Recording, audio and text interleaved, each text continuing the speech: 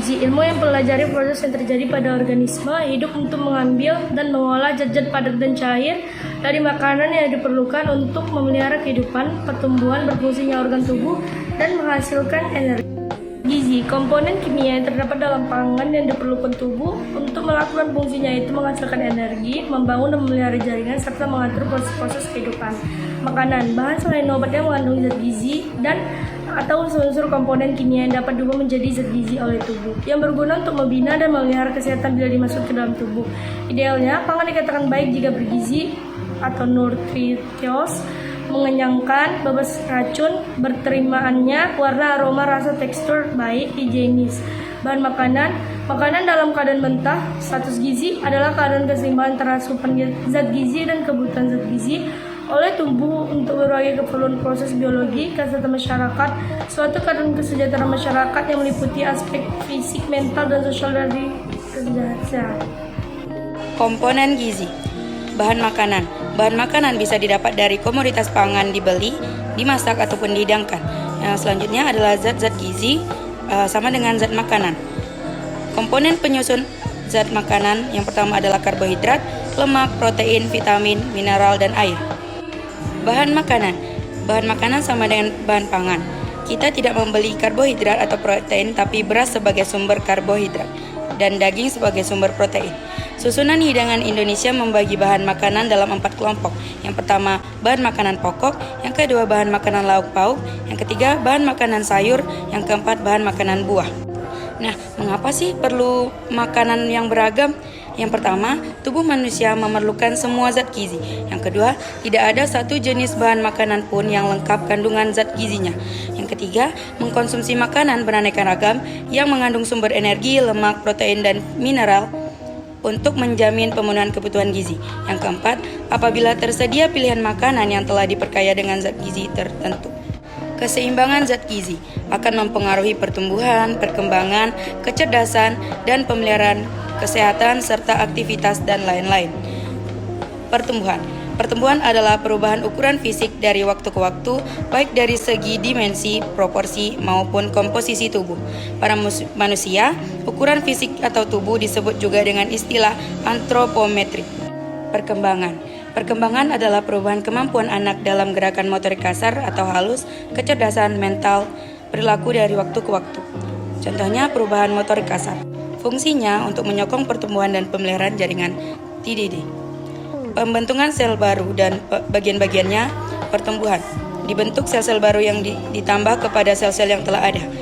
Pemeliharaan jaringan yaitu membentuk sel baru mengganti sel lama yang telah rusak atau aus. Pertumbuhan terdapat pada bayi dan anak-anak setelah dewasa. Pertumbuhan stop. Pertumbuhan terjadi sejak telur dibuahi dan janin terbentuk dalam rahim ibu. Pemeliharaan jaringan berjalan berdampingan dengan pertumbuhan, tapi pemeliharaan jaringan berlangsung sampai mati. Pemeliharaan dalam bentuk penggantian jaringan meningkat bila luka atau kebakaran tubuh. Kecerdasan merupakan kemampuan seseorang untuk memecahkan masalah yang dihadapi. Dalam hal ini, masalah yang menurut kemampuan pikiran serta dapat diukur secara kuantitatif dan kualitatif. Hubungan status gizi dan penyakit. Ada dua. Yang pertama, masalah gizi makro atau energi, kekurangan gizi atau CAP. Dua, kelebihan gizi atau obesitas. Yang kedua ada masalah gizi mikro, kekurangan vitamin atau KVA. Yang kedua, kekurangan mineral atau AGB dan GAKI. Akibat gizi kurang, yang pertama pertumbuhan lambat, tidak menurut potensialnya. Yang kedua, produksi tenaga. Contohnya seperti malas, lemah, produktivitas kerja menurun. Yang ketiga ada pertahanan tubuh. Contohnya imunitas atau antibodi berkurang, pilek, batuk, diare. Yang keempat ada struktur dan fungsi otak. Contohnya kemampuan berpikir menurun, terganggunya fungsi otak secara permanen. Yang kelima perilaku. Contohnya mudah tersinggung, apatis, dan cengeng. Akibat gizi lebih, yang pertama kegemukan atau obesitas yang biasanya itu hipertensi, diabetes, jantung koroner, gangguan hati, dan osteoporosis. Hubungan status gizi dan penyakit. Bila tubuh tidak mendapat cukup zat gizi, fungsi akan terganggu atau terhambat. Contohnya kondisi kurang gizi, fungsi penghasil energi mula-mula dikorbankan, badan menyesuaikan diri untuk pemakaian energi terbatas, kurus dan lemas. Kelompok yang biasanya rawan gizi itu ada 3. Yang pertama itu balita, ibu hamil, ibu menyusui, dan orang usia lanjut. Contoh, kekurangan gizi pada balita disebabkan oleh rendahnya asupan pangan dalam jangka waktu tertentu atau oleh penyakit. Pengertian gizi buruk, keadaan kurang gizi tingkat berat pada anak dengan tanda antropometri berat badan terhadap tinggi badan kurang lebih 3 SD atau ditemukan tanda-tanda klinis marasmus dan kwashiorkor.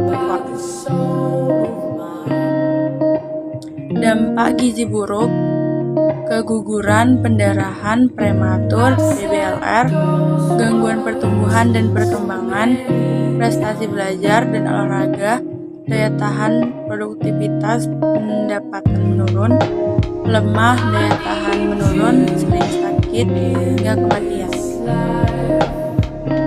Sekian video dari kelompok kami. Thank you for watching. Bye-bye.